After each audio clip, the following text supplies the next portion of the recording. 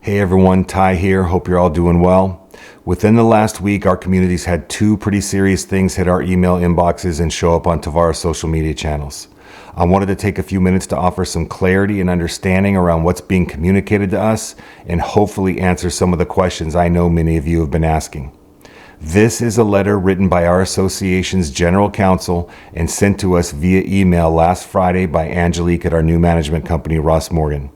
I won't be talking about the new letter just received in the same manner this most recent Friday.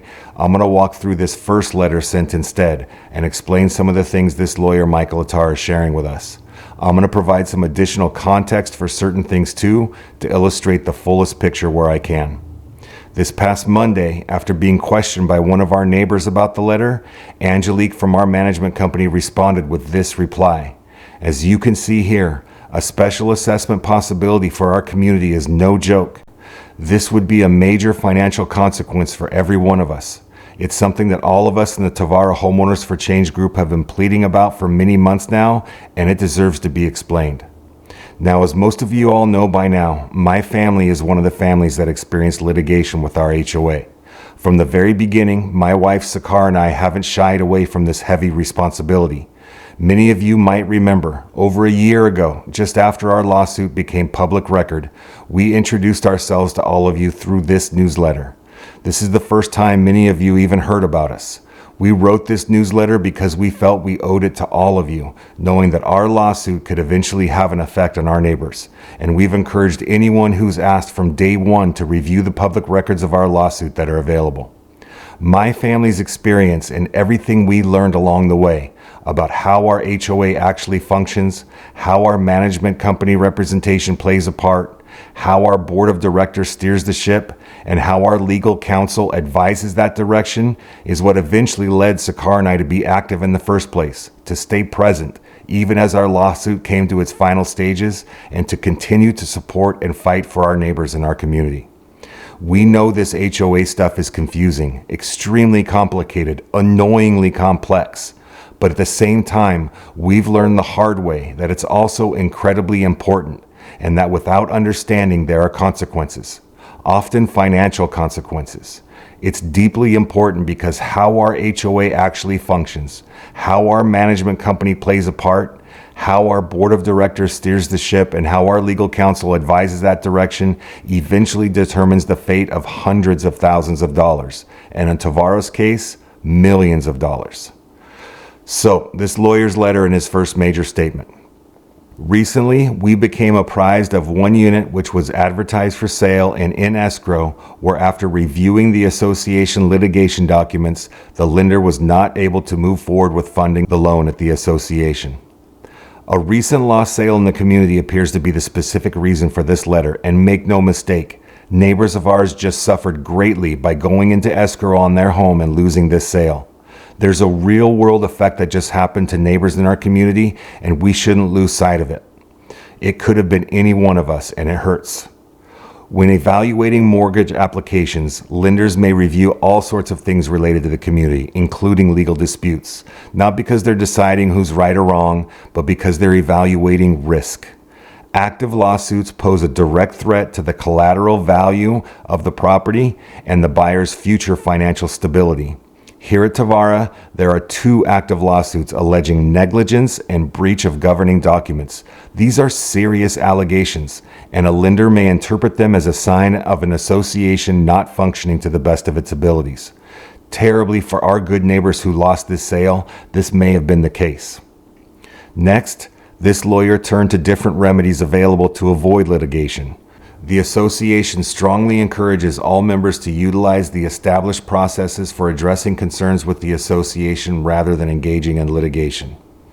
These processes are internal dispute resolution, or IDR, and alternative dispute resolution, or ADR. IDR is essentially an opportunity available to us in the association to sit down together and discuss a dispute directly. It's a free, informal meeting process. If a homeowner requests IDR, the HOA is legally obligated to participate. However, if the HOA requests IDR, the homeowner has the right to decline. Many simple disputes are able to find resolution with this process. ADR, on the other hand, in HOA communities most commonly means mediation. A neutral third party helps facilitate discussions in an effort to resolve the dispute. ADR is a formal process requiring substantial preparation and participation. Homeowners may need to obtain inspections, consult professionals, prepare mediation materials, and retain legal counsel to navigate the entire process effectively. ADR often involves significant time, emotional energy, and enormous financial resources, sometimes costing a homeowner in the ballpark of $20,000 to $30,000. Throughout the remainder of his letter, Michael Attar is encouraging the community to address concerns using these processes rather than suing the association. It's a reasonable request. Lawsuits, which are far more costly than even ADR, are bad for all of us.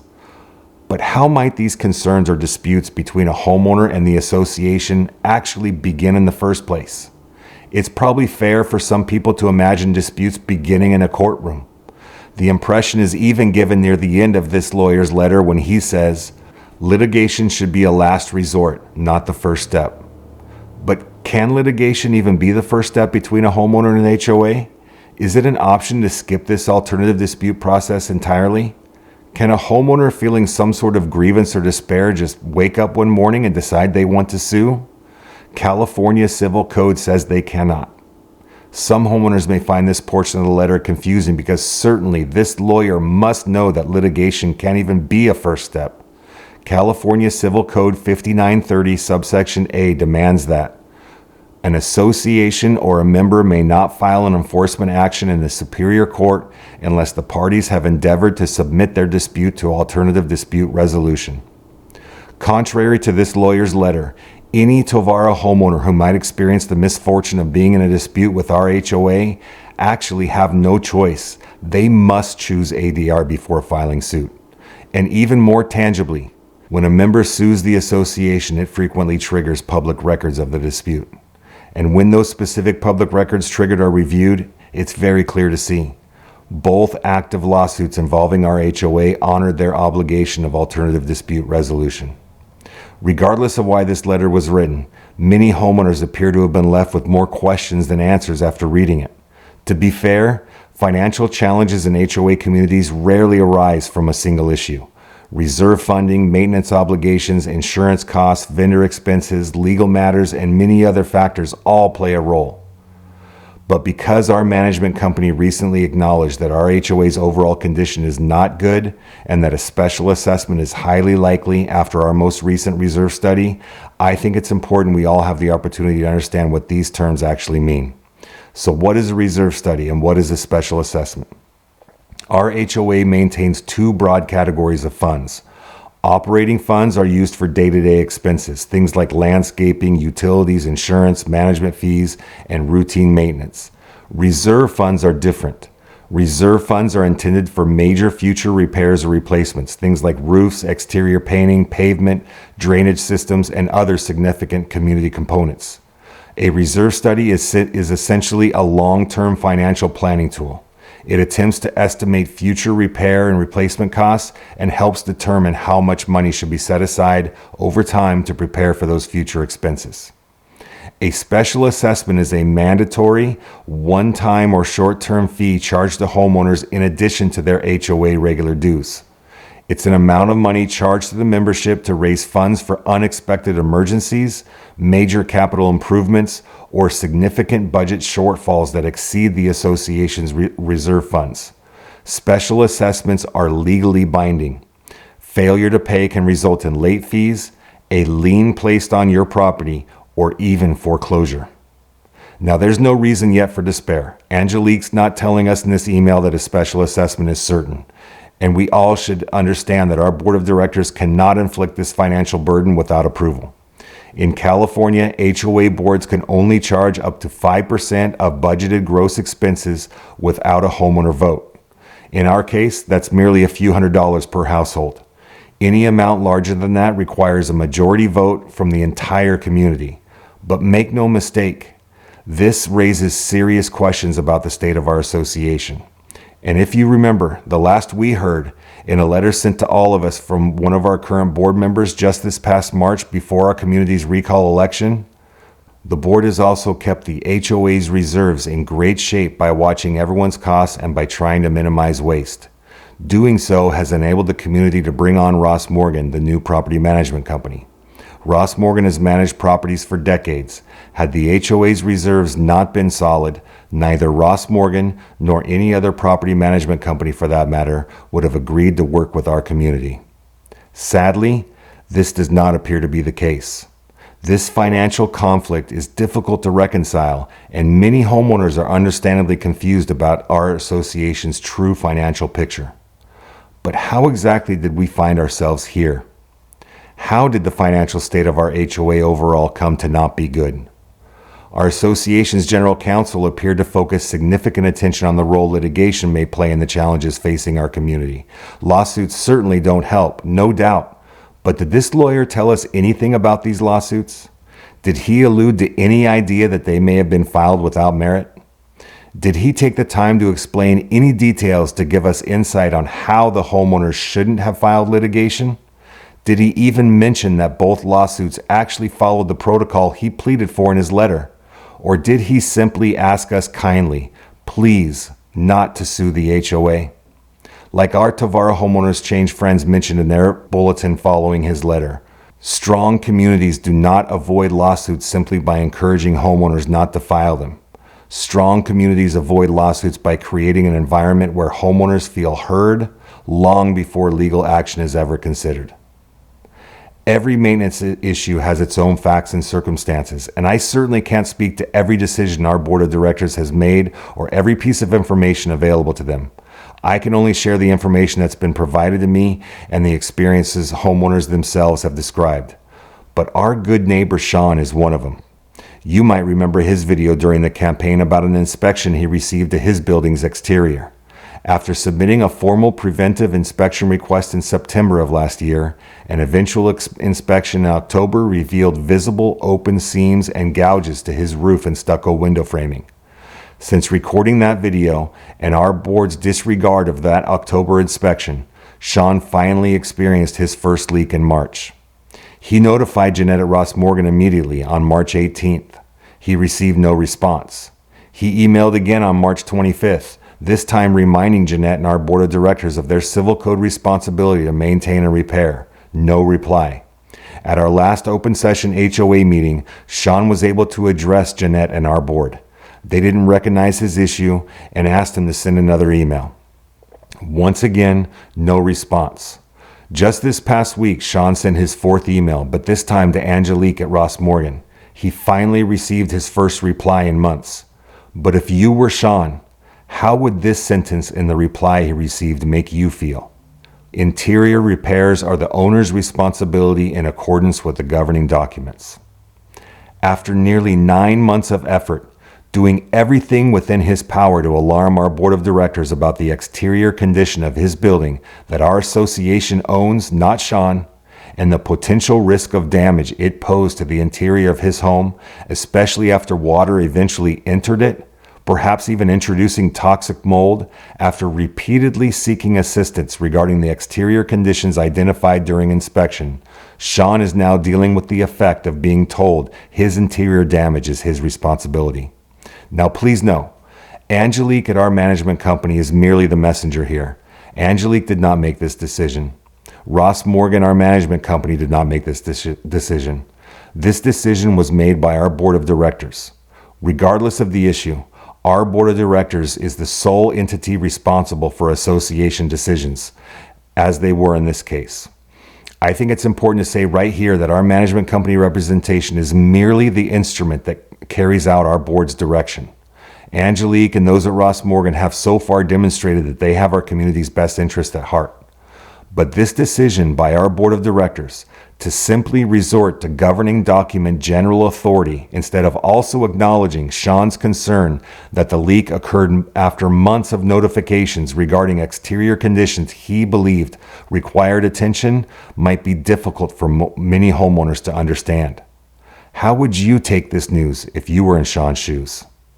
How do you think our neighbor Brian on the east side might take this news? He's been notifying of a window leak in his home since February, similar to Sean. How do you think our neighbors Christopher and Ashley on the west side might take this news? They too have been notifying of a window leak and mold at their home since February, similar to Sean. Or how about this? In June of last year, my wife and I urged our board of directors by formal letter to consider preventive maintenance inspections for multiple buildings in the community with our same construction design that we had learned were particularly susceptible to water intrusion. We were merely attempting to look out for our neighbors and at the same time save our association the enormous cost of leaks we knew were bound to come. Even more urgent, we had also learned that there were 5 units in our community that received window replacements without proper permits during construction defect repairs in 2023 and 2024. These 5 homes still remain unpermitted to this day, over a full year later. Our board of directors denied this formal letter request, and since that time, leaks have now occurred or reoccurred in at least 5 of the buildings identified in our letter.